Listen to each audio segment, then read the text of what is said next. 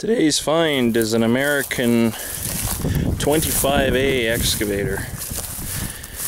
I don't have much battery left in the camera, but this will give a brief overview of it.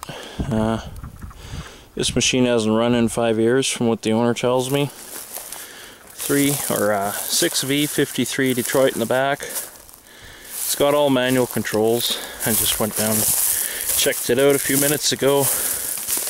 Controls are all seized up, mind you, and it'd be a bit of a chore getting this one going again, but overall it's in not bad shape. There's the operator's cab, and there's the arm on it there. It's missing one of the bucket links there, but overall it doesn't look too bad.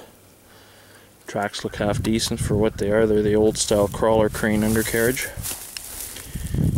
Yeah, American model 25A.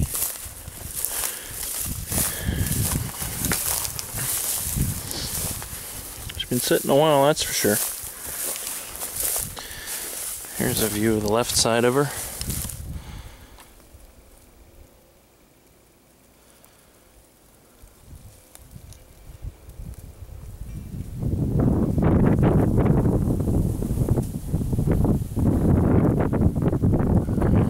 There we have it.